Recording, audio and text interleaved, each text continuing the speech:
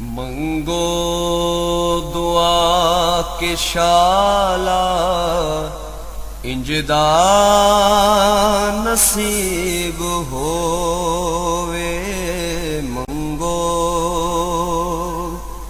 दुआ के शाला इंजदा नसीब होवे। जद आवे मौत मैनू। बिस्मिल्लाहिर्रहमानिर्रहीम। अस्सलामु अलैकुम दोस्तों और बुजुर्गों नाज़रीन, तुहाडे सामने अगली वीडियो का नाल हाज़र हां। तुसीं देख रहे हो एक बूटी है जिहड़ी कि बड़ी ही ज़बरदस्त फायदे वाली है, बड़ी अच्छी है और इहदे बहुत ही ज़बरदस्त फायदे ने और इनका जो तरीका इस्तेमाल है वो तुहाडी खिदमत पेश करने। ये जी वैसे देखने नूं ते ये जदों जमीन च लगी हुंदी है ये धनिया की तरह लगती है, लेकिन धनिया नालों इनके पत्ते बहुत छोटे होंदे ने और पत्ते इनके सब्ज़ रंग के होंदे ने। जिहड़ियां इहदियां टहनियां हुंदियां ने, जिहड़ा तुसीं देख रहे हो वो कालियां कालियां हुंदियां ने। आ देखो जिवें लिशकदा होया सप्प नहीं हुंदा, इस तरह ही इहदियां टाहनियां हुंदियां ने, बिल्कुल बारीक शाखां दे विच हुंदियां ने और बड़ी सोहनी लगदी है। और ये जनाब इहदा नाम है बरशाशा और इनू बरशाशा भी कहा जाता है, इनू परस्याशा भी कहा जाता है और इस तो इलावा होर भी इहदे नाम हैगे ने। इनू हिंदी दे विच हंसराज भी कहा जाता है तो और पंजाबी दे विच इनू खूह बूटी कहा जाता है। बहुत सोहनी बड़ी ज़बरदस्त है और एक देखो देखने एक लगती जिवें घास की तरह हैगी है, घास की तरह मशाबा भी है, धनिया की तरह मशाबा भी है, शाखां बिल्कुल बरीक भी ने और इनका इस्तेमाल जिहड़ा है वो बहुत ही अनोखा किस्म का है।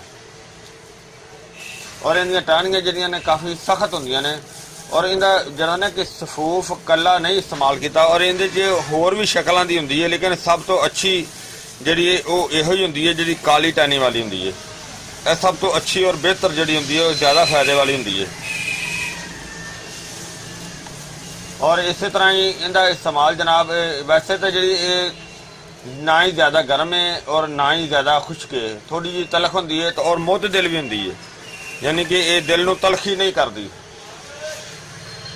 और इनकी जी खुराक है तकरीबन 5 माशे यानी कि अद्धा तोला जी ना वो इस्तेमाल की जाती है। उनका इस्तेमाल इस तरह होंदा है कि और इनकी जी ज़्यादातर ये बरानी इलाके दे विच पैदा होंदी है, यानी कि पहाड़ी इलाके दे विच, बरानी इलाके दे विच, खुले इलाके दे विच पैदा होंदी है।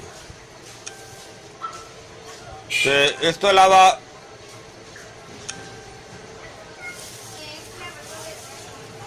जिहड़ा इनका इस्तेमाल है वो इस तरह किया जाता है कि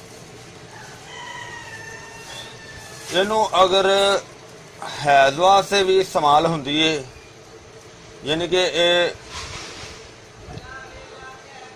बेहतरीन जिहड़ा इहदा काम है ना वो बलगमी मसले वास्ते बहुत ही अच्छी तो बड़ी आला है। यानी कि इनू कला घट इस्तेमाल किया जाता है, ज़्यादातर इनू नुस्खे दे विच शामिल करके इस्तेमाल किया जाता है। वैसे इहदा मशहूर मुरक्कब जिहड़ा ना बरशाशा माजून हैगी है, लेकिन वो भी नज़रे ज़ुकाम के सिलसिले दे विच ज़्यादा है। ये जिहड़े बलगम के सुद्धे जिहड़े दिमाग दे विच होंदे ने या सीने दे विच चेस्ट दे विच रुक जाते हैं, ये उन्हां नूं खोलदी है, उन्हां नूं खारिज करदी है। देखो अगर ये इस तरह का भी इहदा फंक्शन है तो ये बहुत कमाल का फंक्शन है, बहुत अच्छा फंक्शन है, बहुत आला किस्म का फंक्शन है। यानी कि सीने नूं साफ करती है, चेस्ट नूं फेफड़ियां नूं साफ करती है, गले नूं बहुत बेहतर बनाती है, बलगम नूं खारिज करती है जी कि दिमाग दे विचों भी और गले दे विचों भी, और खांसी वास्ते भी बड़ी आला है। और इस दे इस्तेमाल दे नाल अगर इनू जड़ी बूटियां दे नुस्खे दे विच इस्तेमाल किया जाता है तो फिर ये इंशाअल्लाह इहदे नाल दमे का मसला जिहड़ा ना वो भी बहुत बेहतर हुंदा है, ठीक हुंदा है।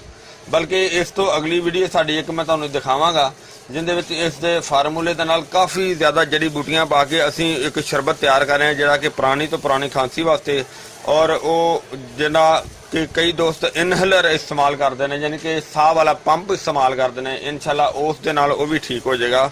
ਉਹ ਇਸ ਤੋਂ ਅਗਲੀ ਵੀਡੀਓ ਜਿਹੜੀ ਹੈ ਨਾ ਉਹ ਉਸ ਦੀ ਆਏਗੀ, ਜਿਹਦੇ ਵਿੱਚ ਕਾਫੀ ਜ਼ਿਆਦਾ ਫਾਰਮੂਲਾ ਹੋਏਗਾ। ਔਰ ਇਸ ਤੋਂ ਇਲਾਵਾ ਜਿਹੜਾ ਕਿ ਇਹਦਾ ਇਸਤੇਮਾਲ ਜ਼ਿਆਦਾਤਰ ਅਗਰ ਇਹਨੂੰ ਕੱਲੀ ਨੂੰ ਵੀ ਇਸਤੇਮਾਲ ਕਰਨਾ ਹੋਵੇ ਤੇ ਕੱਲੀ ਦਾ ਉਹਨਾਂ ਫੰਕਸ਼ਨ ਨਹੀਂ ਹੁੰਦਾ ਹੈਗਾ, ਲੇਕਿਨ ਕੱਲੀ ਨੂੰ ਇਸਤੇਮਾਲ ਕਰਨ ਦਾ ਇਹ ਤਰੀਕਾ ਕਰਕੇ ਇਹਦਾ ਜੁਸ਼ਾਂਦਾ ਬਣਾ ਕੇ ਇਹਨੂੰ ਥੋੜੀ ਜਿਹੀ, ਜਿਸ ਤਰ੍ਹਾਂ ਤੁਹਾਨੂੰ ਮੈਂ ਦੱਸਿਆ ਸੀ, 5 ਤੋਲੇ ਪਾਣੀ ਦੇ ਵਿੱਚ ਅੱਛੀ ਤਰ੍ਹਾਂ ਬੋਇਲ ਕਰਕੇ ਤੇ ਇਸ ਦਾ ਜੁਸ਼ਾਂਦਾ ਜਿਹੜਾ ਨਾ ਉਹ ਚੀਨੀ ਪਾ ਕੇ ਤੇ ਇਸਤੇਮਾਲ ਕੀਤਾ ਜਾਂਦਾ ਹੈ, ਗੁੜ ਪਾ ਕੇ ਵੀ ਇਸਤੇਮਾਲ ਕੀਤਾ ਜਾਂਦਾ ਹੈ। ਔਰ ਅੱਲਾਹ ਤਾਲਾ ਨੇ ਇਸ ਜੜੀ ਬੂਟੀ ਦੇ ਵਿੱਚ ਇੰਨੀ ਜ਼ਿਆਦਾ ਤਾਕਤ ਰੱਖੀ ਹੈ ਕਿ ਇਹਨੂੰ ਪੱਟ ਕੇ ਰੱਖਿਆ ਜਾਵੇ ਤੇ 1 ਸਾਲ ਤੱਕ ਜਿਹੜੀ ਨਾ ਉਹ ਇਹਦੀ ਤਾਕਤ ਜਿਹੜੀ ਨਾ ਉਹ ਬਹਾਰ ਰਹਿੰਦੀ ਹੈ। ਦੋਸਤੋ ਇਸ ਬੂਟੀ ਦੀ ਇਨਫੋਰਮੇਸ਼ਨ ਜਿਹੜਾ ਮੈਨੂੰ ਉਮੀਦ ਹੈ ਤੁਹਾਨੂੰ ਬੜੀ ਅੱਛੀ ਲੱਗੀ ਹੋਵੇਗੀ। ਇਹਨੂੰ ਤੁਸੀਂ ਲਾਈਕ ਕਰਿਓ, ਸ਼ੇਅਰ ਕਰਿਓ, ਸਬਸਕ੍ਰਾਈਬ ਕਰਨਾ ਬਿਲਕੁਲ ਨਹੀਂ ਭੁੱਲਣਾ। ਇਨਸ਼ਾਅੱਲਾ ਅਗਲੀ ਵੀਡੀਓ ਨਾਲ ਫਿਰ ਮਿਲਾਂਗੇ ਇਹਦੇ ਮੁਕੰਮਲ ਨੁਕਸੇ ਦੇ ਨਾਲ। ਹੁਣ ਤੱਕ ਇਜਾਜ਼ਤ, ਅੱਲਾਹ ਹਾਫਿਜ਼, अस्सलाम वालेकुम रहमतुल्लाहि व बरकातुहू। गए बतेरे सरकार नू कवांगे, गम हो गए बतेरे सरकार नू कवांगे, दर्दा दर्दा दर्दान पाए घेरे, दर्दान पाए घेरे।